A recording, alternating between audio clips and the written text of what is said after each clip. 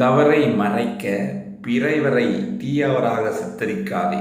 தவறுகள் திருத்தப்படும்போது நீ தனிமரமாவாய்.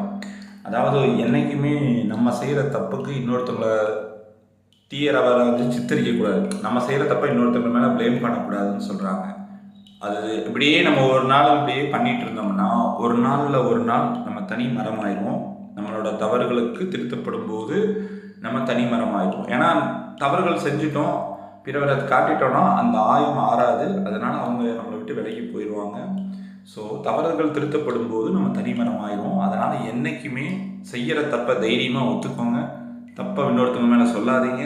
தப்பை மறைக்கிறதுக்கு பின்னாடி இன்னொருத்தவங்களை தீயவராக சித்தரிக்காதீங்க. இது மாதிரி வேலைகள் எல்லாம் எப்பவும் செய்யாமல் இருந்தீங்கன்னா எல்லா வல்ல இறைவனுடைய அனுகிரகம் கண்டிப்பாக உங்களுக்கு கிடைக்கும். நீங்களும் தனிமரமாக மாட்டீங்க. இந்த நாள் இனிய நாளாக அமையட்டும். நாளைக்கு என்ன ஆகும் என்ற பயத்தை விட இன்று என்ன செய்யலாம் என்ற எண்ணமே வாழ்க்கையை உயர்த்தும்.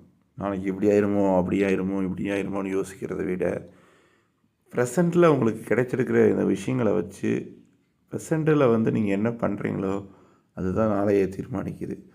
நாளையை பற்றி பயப்படாமல் இன்றைய விஷயங்களை ஒழுங்காக பண்ணாவே போதும். நாளைங்கிறது கரெக்டாக நல்லபடியாக உங்கள் வாழ்க்கையை உயர்த்தும்.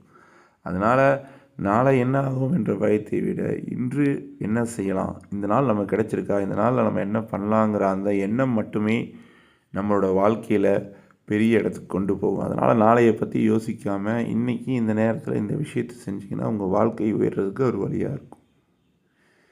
இந்த நாள் இனிய நாளாக அமையட்டும்.